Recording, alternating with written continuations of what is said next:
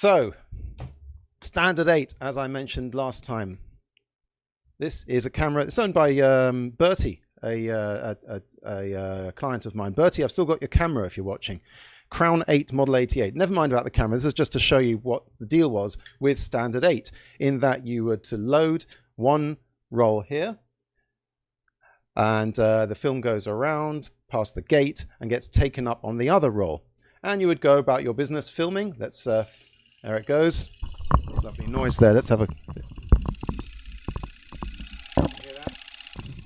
Beautiful. Now, at the end of your film, you had to expose the other side. You saw those two sides that were exposed before. So this is what you have to do. You have to take your full film out. Okay. And turn it over. And then put it round again. Thread it through again. Put it into the take-up reel. Well, which was your reel with your film on it. All right. Well, let's just pretend I managed to thread that. In fact, this is good because the more of a pain in the bum this is to do, the more my next point is going to make sense. So you had to do that. You had to basically, I've done it the wrong way around. Should do it after all these years. So yeah, you would do that. You'd put it in, and then you would shoot. You'd shoot the other side of the film. Okay, are we all on the same page there? So once, then the other. The problem was when you've then filled up this roll, the film is finished, which is fine. But if you were to take that film out, never mind that. This is your finished film.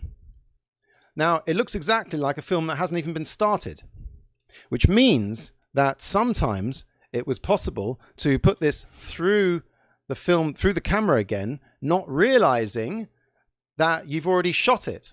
And what happens then is something called a double exposure, an inadvertent double exposure. I'm going to show you what happened. Let's step into the screening room. And I'm going to show you what my grandpa did on a holiday to America. Look at that. Lovely shot. The Queen Mary. Uh-oh. What's going on? Uh-oh. Uh-oh. Some amazing shots of New York there.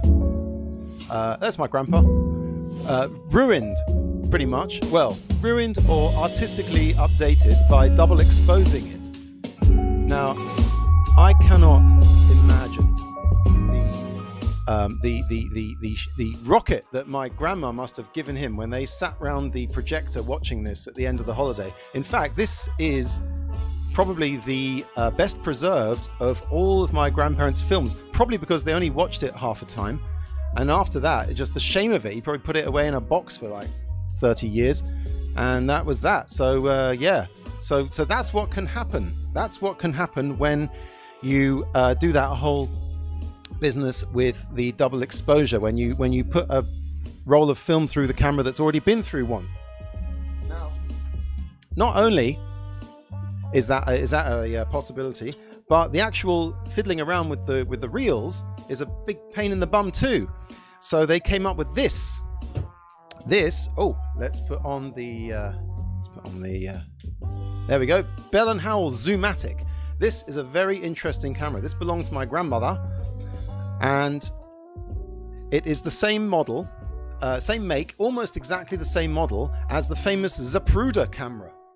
Now, if you don't know who Zapruder was, Abraham Zapruder was the guy who filmed the Kennedy assassination on one of these, very much like this. The only difference was that Zapruder's camera was a little bit higher spec. It had motorized zoom buttons on top. When you look at pictures of the Zapruder camera, look for the buttons on top. Otherwise, this is identical. So this camera was made with a different system, because by the time this camera came out, Bell & Howell and Kodak, they decided, well, this whole messing around with reels of film and everything is too much of a hassle for the home user. So they came out with this, which is a precursor to Super 8. It's standard 8. And it's called a magazine film. Look at that. Please replace this carton for its returning film. Returning film? what they gave you was this. Now, this is pretty much a film cassette. It's made of metal. The film, the rolls of film that I showed you before are not inside these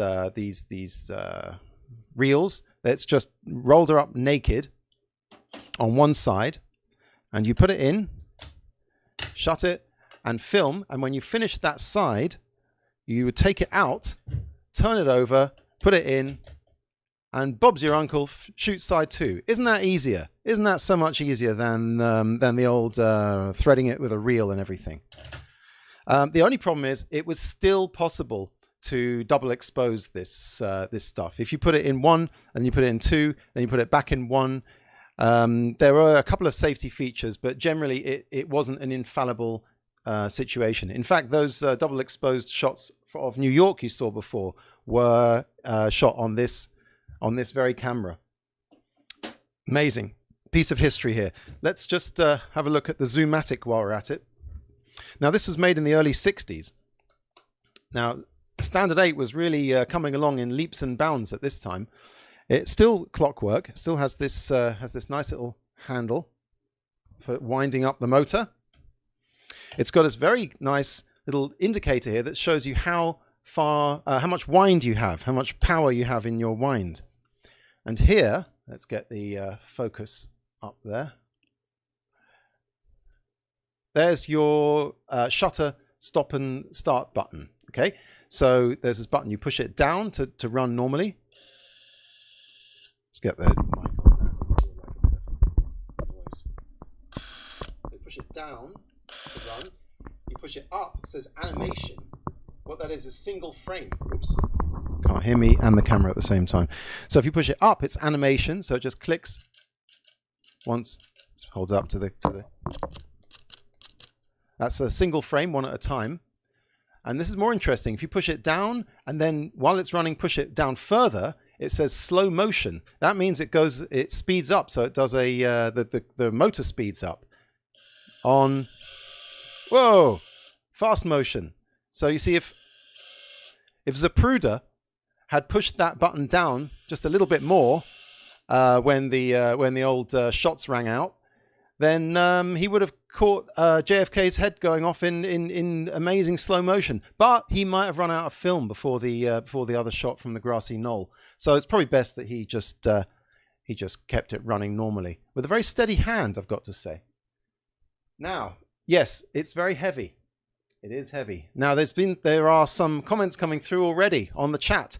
And I said last time that I would answer questions and stuff on the chat, and I didn't really. I was too busy doing all of this business.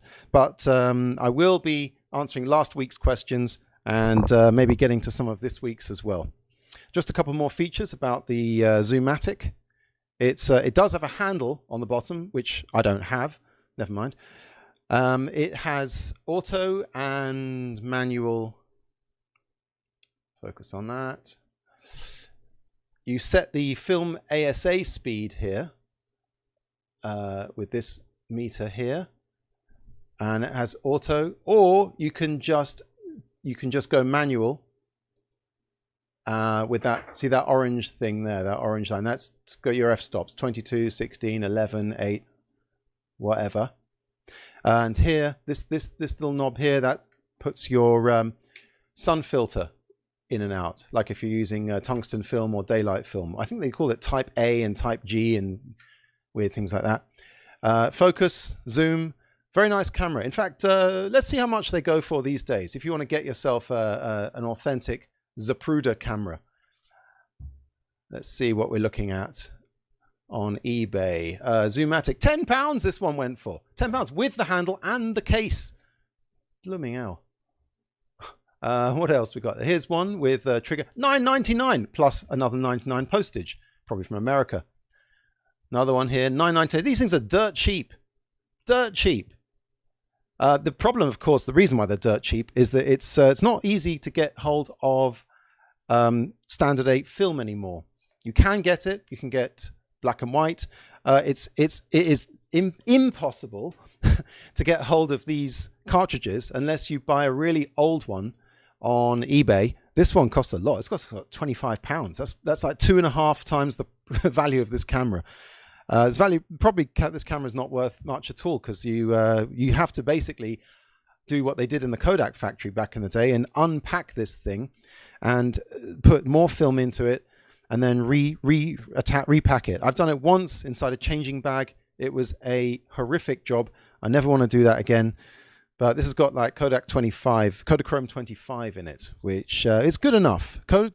That's another thing. Kodachrome 2, don't bother with this stuff. It's horrible. I've had some experience developing film, and this film has just defied me to get a decent picture. Kodachrome 2, rubbish stuff. Kodachrome 25, better. Kodachrome 40, even better. Of course, it can all only be done in black and white these days, as we probably know. Let's oh dear, let's have a look at some comments that have come in already, because I said I was going to. Get on with the show, Ben. We'll chat amongst ourselves. Oh, they said Lee Harvey Oswald did all those shots. Lol. Zapruder definitely shot the 8mm. Back to the left, back to the left. Yeah. Everyone loves the Kennedy quotes. And someone else said we need to get Ben a second mic. I have a horrible desire for a 16mm Bollier after last week. Oh my goodness. Right. Well, obviously it's all going off on the chat. A 16mm Bollier. Ooh, don't know. They're not the best 16mm cameras. They are possibly the best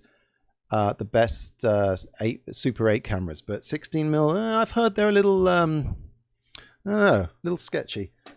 Maybe someone can prove me wrong.